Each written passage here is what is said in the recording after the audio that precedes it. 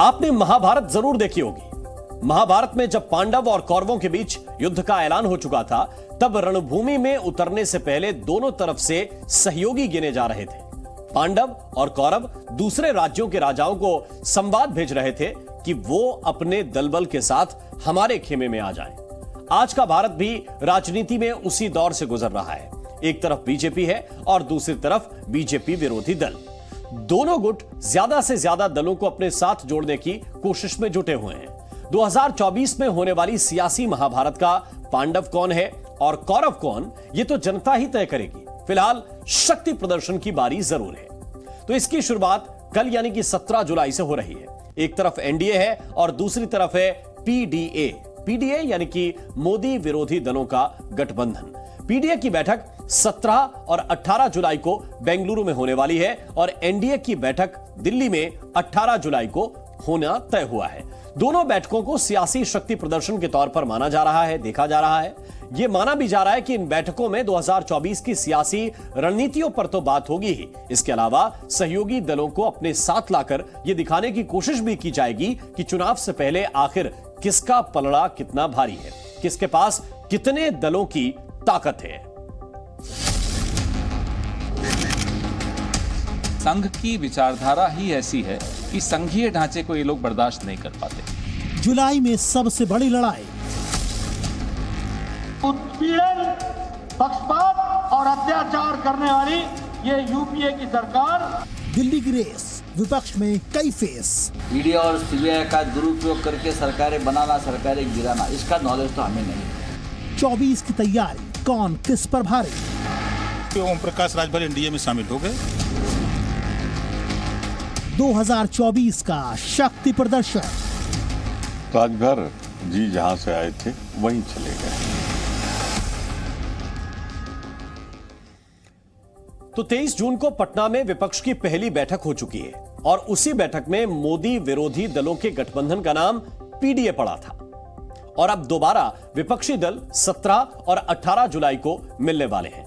बेंगलुरु में बैठक कितने शानदार माहौल में होने वाली है, उसकी तस्वीरें भी आने लगी हैं। बेंगलुरु में जगह जगह मोदी के खिलाफ मोर्चे में शामिल नेताओं की बड़ी बड़ी तस्वीरें लगाई गई हैं। उन पर संदेश भी लिखे गए हैं। जैसा कि हम आपको पहले ही कह चुके हैं कि दोनों ही तरफ से होने वाली बैठकों को शक्ति प्रदर्शन के तौर पर देखा जा रहा है। हालांकि दिल्ली में जो बैठक हो रही है उसका बड़ा कारण एनडीए यानी राष्ट्रीय प्रजातांत्रिक गठबंधन के 25 साल पूरे होने की बात कही जा रही है। लेकिन जो सियासी जानकार हैं वो यही मानते हैं कि गठबंधन के 25 साल पूरे होने के बहाने बीजेपी 2024 से पहले अपने सियासी ताकत को दिखाना चाहती है। अभी तक 19 से ज्यादा घटक दलों को न्योता भेजा जा चुका है और यह दावा किया जा रहा है कि परसों यानी कि 18 जुलाई की बैठक में करीब 30 छोटे बड़े राजनीतिक दल शामिल होंगे। उसमें कौन कौन से मुख्य दल शामिल हैं, उसकी पूरी लिस्ट हमारे पास आ चुकी है। उनकी लिस्ट आपकी टीवी स्क्रीन पर है इस वक्त, जरा देखिए। बीजेपी, शिवसेना, एनसीपी, कुल 30 दल हैं। LJPR, RLJP, RLJD, HAM, Nishad party, Apna Dal, छोटे छोटे दल हैं लेकिन इनकी ताकत अपने अपने क्षेत्र में बहुत है। जेजेपी और जनसेना एनडीए के ये सदस्य हैं। तमिल मानिला कांग्रेस, एएमकेएमके, एजेएसयू ये एनडीए के सहयोगी दल हैं। एनडीपीपी, मिजो नेशनल फ्रंट, इसके अलावा Assam Gana Parishad, SBSP, Maharashtra गौमंतक party, ITFT ये छोटे छोटे दल हैं लेकिन अपने इलाके में काफी प्रभावी माने जाते हैं। ये एनडीए की बैठक में शामिल हो रहे हैं। दूसरी तरफ बेंगलुरु में होने वाली विपक्षी दलों की बैठक में भी 25 से ज्यादा दलों के पहुंचने का दावा किया जा रहा है। उसमें कांग्रेस से लेकर जेडीयू, समाजवादी पार्टी और टीएमसी जैसे दलों के पहुंचने की उम्मीद है। उनमें अन्य दल कौन है उसकी जानकारी भी हम आपके सामने रखते हैं। जेडीयू नीतीश कुमार, इसके साथ ही आरजेडी की तरफ से तेजस्वी यादव। बैठक में कौन कौन जा रहा है? कांग्रेस की तरफ से अध्यक्ष मल्लिकार्जुन खड़गे, पूर्व अध्यक्ष राहुल गांधी, आम आदमी पार्टी की ओर से अरविंद केजरीवाल, दिल्ली के सीएम, भगवंत मान पंजाब के सीएम, डीएमके की ओर से एमके स्टालिन। ये वो बड़े चेहरे हैं जो इसमें शामिल हो रहे हैं। टीएमसी की ओर से ममता बनर्जी और उनके भतीजे अभिषेक बनर्जी, इसके साथ ही सीपीआई की ओर से डी राजा, सीपीएम की ओर से सीताराम येचुरी, सीपीआई एमएल की ओर से दीपांकर भट्टाचार्य, पीडीपी की ओर से महबूबा मुफ्ती सईद, नेशनल कॉन्फ्रेंस की ओर से उमर अब्दुल्ला इसमें शामिल हो रहे हैं। शिवसेना उद्धव ठाकरे, ये उन्हीं के नाम से शिवसेना का उद्धव गुट है। समाजवादी पार्टी के अध्यक्ष अखिलेश यादव, जेएमएम की ओर से झारखंड के सीएम हेमंत सोरेन, एनसीपी की ओर से शरद पवार इसमें शामिल हो रहे हैं। अब आपको विपक्ष की बैठक के कार्यक्रम के बारे में भी विस्तार से बताते हैं। तो विपक्षी दलों की बैठक का पहला दौर कल शाम को 6 बजे से 8 बजे तक चलेगा। बैठक के बाद कर्नाटक के मुख्यमंत्री सिद्धारमैया के यहां डिनर रखा गया है और अगले दिन यानी कि 18 जुलाई को बैठक सुबह 10 बजे शुरू हो जाएगी और शाम को 4 बजे तक चलेगी। यह पूरा कार्यक्रम बेंगलुरु के ताज वेस्ट एंड होटल में आयोजित किया गया है। वहीं पर सभी 26 दलों के नेताओं के ठहरने का भी इंतजाम है। कल दोपहर से ही सभी नेता वहां पर पहुंचने शुरू हो जाएंगे। उधर यूपीए की अध्यक्ष सोनिया गांधी और राहुल गांधी भी कल दोपहर ही बेंगलुरु पहुंच जाएंगे। यह भी उनकी तरफ से यह कार्यक्रम जो सामने आया है। अब आज की तस्वीरें हम आपको दिखाते हैं कि आज किस तरह की तस्वीरें सामने आई हैं। जरा देखिए, ये तस्वीरें वो हैं जो बेंगलुरु में लगाई गई हैं, जिसमें मल्लिकार्जुन खड़गे की तस्वीर आप देख सकते हैं। तमाम नेता जो इस बैठक में शामिल होने के लिए पहुंच रहे हैं और विपक्ष अपनी ताकत के तौर पर इसे दिखा रहा है। जरा देखिए, सोनिया गांधी की तस्वीरें लगी हैं। कर्नाटक में सरकार है कांग्रेस पार्टी की और इसीलिए बेंगलुरु में यह तय हुआ था कि यह बैठक रखी जाएगी। अब आपको बताते हैं कि इस घटनाक्रम में आज हुआ क्या है। आज सबसे बड़ा झटका समाजवादी पार्टी को लगा। उनके साथी और सुहेलदेव भारतीय समाज पार्टी के मुखिया ओपी राजभर एनडीए में शामिल हो गए। एनडीए में शामिल होने के बाद ओपी राजभर ने कहा कि उनकी पार्टी बीजेपी के साथ मिलकर उत्तर प्रदेश को मजबूत करेगी और प्रधानमंत्री मोदी की विचारधारा को आगे बढ़ाएगी। उन्होंने कहा कि अब उत्तर प्रदेश में विपक्ष बचा ही नहीं है। देखिए, अब लड़ाई यहाँ एनडीए में राजभर को शामिल होने के बाद उत्तर प्रदेश में लड़ाई नाम की कोई चीज नहीं रह गई है। अभी कुछ दिन पहले ही ओपी राजभर मोदी सरकार और योगी आदित्यनाथ की बुराइयों के पुलिंदे तैयार कर रहे थे, लेकिन अब यह बीजेपी की माया है या फिर ओपी राजभर का कोई नया सियासी दाव। अब उनके लिए सबसे ऊपर प्रधानमंत्री नरेंद्र मोदी ही हैं। अखिलेश जी सोचते हैं कि हम बड़े, मायावती जी सोचती हैं कि हम बड़े, और दुविधा में दोनों गए, न वो बड़े, सबसे बड़े नरेंद्र मोदी जी हो गए। असल में दिल्ली की सत्ता का रास्ता उत्तर प्रदेश से बिना गुजरे पूरा नहीं हो सकता, लिहाजा बीजेपी अपने गढ़ में कोई भी कमजोर कड़ी छोड़ना नहीं चाहती। गृह मंत्री अमित शाह ने ट्वीट करके एनडीए में शामिल होने पर ओपी राजभर का स्वागत किया। उन्होंने लिखा भी है, उन्होंने लिखा कि सुहेलदेव भारतीय समाज पार्टी के आने से एनडीए गठबंधन मजबूत होगा। एनडीए में शामिल होने के बाद ओपी राजभर ने कहा कि उनकी पार्टी बीजेपी के साथ मिलकर उत्तर प्रदेश को मजबूत करेगी और प्रधानमंत्री मोदी की विचारधारा को आगे बढ़ाएगी। राजभर का उत्तर प्रदेश के दलित, पिछड़ों, गरीबों में अच्छा खासा दबदबा माना जाता है। खासकर पूर्वांचल में राजभर का बड़ा प्रभाव माना जाता है। इस टूट से समाजवादी पार्टी को चोट लगी तो उसने पलटवार भी किया। कल तक ओपी राजभर का गुणगान करने वाली जुबान आज उनके खिलाफ आग उगल रही थी। कुछ लोगों को हमेशा सत्ता से लगाव रहता है। पहले समाजवादी पार्टी में आए थे, चूंकि जीतना था, उन्हें पता है कि जीत समाजवादी पार्टी से ही मिलेगी। अब चूंकि वो जीत गए हैं, वापस उनको चूंकि समाजवादी पार्टी की सरकार आई नहीं है तो सत्ता के साथ रहने की आदत है। तो जिन लोगों को सत्ता के साथ रहने की आदत है वो जनता के साथ नहीं रह सकते, जनता की समस्याओं को नहीं उठा सकते। जनता परेशानी में इसकी चिंता कुछ लोगों को नहीं होती है, सत्ता की होती है। ओम प्रकाश राजभर के आने से एनडीए का कुनबा और मजबूत हुआ तो दूसरी ओर बीजेपी ने गठबंधन को मजबूती देने के लिए तमाम पुराने साथियों को भी न्योता भेजा है जो कभी उनके साथ रहे हैं, जिनसे अच्छे संबंध रहे हैं। इनमें जीतन राम मांझी की पार्टी हम और रामविलास पासवान की पार्टी की तरफ से चिराग पासवान भी शामिल है।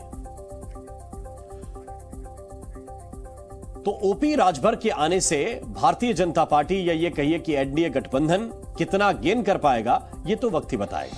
उधर बीजेपी का कुनबा लगातार बढ़ रहा है। जैसा हमने आपको बताया कि इनमें कुछ पुराने छूट गए साथी शामिल हैं, तो एनसीपी जैसा एक नया दल भी शामिल है जिसकी अगुवाई इस वक्त अजित पवार कर रहे हैं। आपके सामने एनडीए में फिर से जुड़े या नए शामिल हुए दलों की एक लिस्ट हम रख रहे हैं, जिसमें राजभर की पार्टी से लेकर मांझी की हम, चिराग पासवान की एलजेपी रामविलास, अजित पवार की एनसीपी, उपेंद्र कुशवाहा की आरएलजेडी और मुकेश सहनी की पार्टी वीआईपी पार्टी भी शामिल है। यह बीजेपी के साथ एनडीए के बढ़ते कुनबे की तस्वीरें हैं। और इन सब के बीच आज दूसरा बड़ा घटनाक्रम दिल्ली में देखने को मिला। कल विपक्षी दलों की बेंगलुरु में बैठक से ठीक पहले अध्यादेश को लेकर आम आदमी पार्टी और कांग्रेस में सहमति बन गई है। मतलब आसान शब्दों में कहें तो अब आम आदमी पार्टी भी बेंगलुरु में होने वाली विपक्ष की बैठक में शामिल होगी।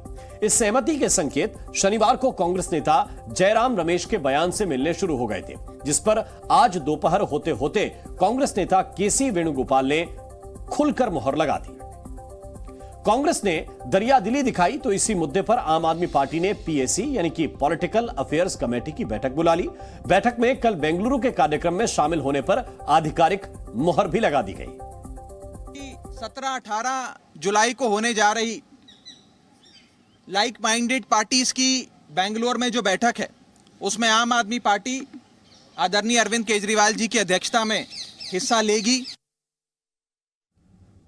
और उसके बाद कांग्रेस ने अरविंद केजरीवाल की मांग पर साथ आने के मामले में सफाई दी। कांग्रेस ने यह समझाने की कोशिश की कि वो दिल्ली में तो उनके खिलाफ हैं, लेकिन संघीय ढांचे को बचाने के लिए उन्हें आम आदमी पार्टी के साथ खड़े होने से भी कोई परेशानी नहीं है। हमारा मत हमेशा स्पष्ट था, संघीय ढांचे पर कभी भी कहीं भी कोई हमला हो, वो तमिलनाडु में हो, वो बंगाल में हो या वो दिल्ली में हो, हम उसके खिलाफ हैं।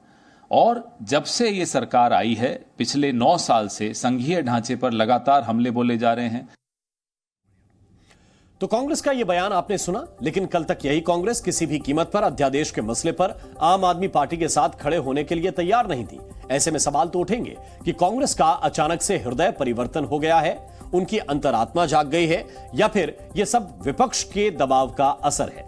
जरा सोचिए, आम आदमी पार्टी के 17 जुलाई की बैठक में शामिल होने को लेकर आज शाम तक संदेह था, लेकिन बेंगलुरु में अरविंद केजरीवाल के स्वागत की तस्वीरें आज सुबह ही लगा दी गई थी। दूसरे नेताओं की जगह केजरीवाल के स्वागत की तस्वीर भी बेंगलुरु में सुबह से ही दिख रही है। यह तस्वीर आप इस वक्त देख रहे हैं। इन सब के बीच आज दूसरा बड़ा घटनाक्रम दिल्ली में देखने को मिला। कल विपक्षी दलों की बेंगलुरु में होने वाली बैठक से ठीक पहले अध्यादेश को लेकर तय किया है कांग्रेस पार्टी ने कि अब वो अरविंद केजरीवाल की पार्टी यानी कि आम आदमी पार्टी का समर्थन करेगी। हालांकि शाम होते होते विपक्षी एकता में एक बार फिर से तलखियों की परतें उभरती हुई दिखने लगी।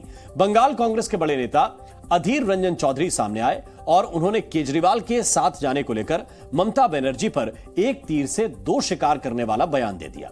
उनकी बातों से यह जाहिर हो गया कि विपक्ष में कांग्रेस का साथ केजरीवाल और ममता के साथ तलखियों भरा ही रहने वाला है। अगर दिल्ली के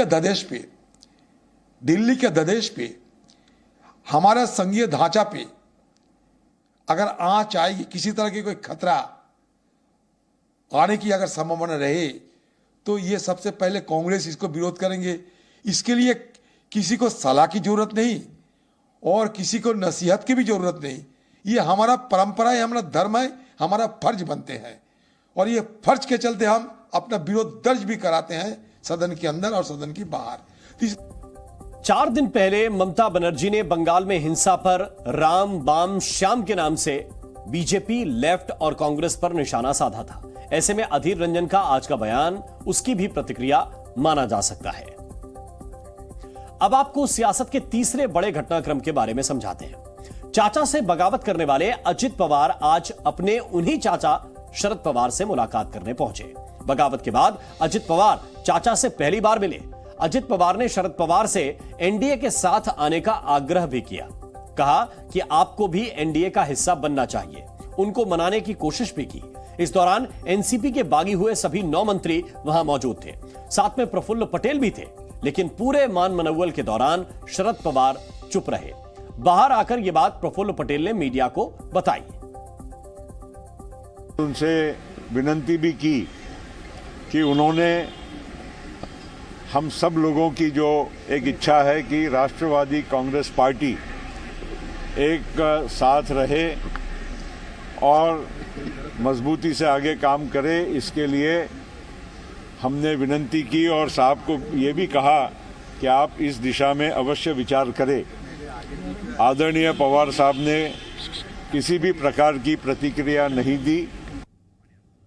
अजित पवार ने शरद पवार से साथ आने की गुजारिश तो की, लेकिन शायद शरद पवार के लिए यह सब इतना आसान नहीं है, क्योंकि वो मोदी विरोधी गुट के मुख्य सूत्रधारों में से एक हैं। पटना से लेकर बेंगलुरु तक विपक्ष की बैठक का खाका खींचने वालों में शरद पवार भी शामिल हैं। पटना में उनका दिया गया बयान जो उन्होंने दिया था वो आपको इस वक्त याद आना चाहिए। हालांकि इससे पहले कि शरद पवार की एनसीपी पर कोई भी साथी दल या विरोधी दल हमला कर सके, उसी बैठक में शामिल शरद पवार के भरोसेमंद जयंत पाटिल सामने आए और उन्होंने साफ कह दिया कि बैठक से कोई अटकलें मत लगाइए, शरद पवार के लोग महाविकास अघाड़ी में ही रहेंगे। हम पवार साहब के नेतृत्व के नीचे जो काम करने वाले विधायक है वो शिवसेना कांग्रेस इनके साथ ही विधानसभा में बैठी। तो कुल मिलाकर अब सबकी निगाहें बेंगलुरु में विपक्ष और दिल्ली में एनडीए की बैठक पर टिकी हैं। सियासत को बेहद करीब से समझने वाले ये कह रहे हैं कि अगले 2 दिनों में जो कुछ भी हिंदुस्तान की राजनीति में घटने वाला है उसका अगले साल लोकसभा चुनाव पर बड़ा असर पड़ेगा। तो तस्वीरें भी हम साथ साथ आपको दिखाते चलें और ये बताते चलें कि आज जरा देखिए, आज ये तस्वीरें जो सामने आई, ये मुलाकात करने के लिए अचानक वो तमाम मंत्री जो एनसीपी से बगावत करके एनडीए के साथ चले गए, उनमें अजित पवार खुद भी थे, डिप्टी सीएम महाराष्ट्र, और वो शरद पवार से मिलने के लिए जा पहुंचे। शरद पवार को मनाने की कोशिश की, लेकिन खुद प्रफुल्ल पटेल ने बताया कि शरद पवार इस दौरान चुप रहे, उन्होंने कोई प्रतिक्रिया नहीं दी।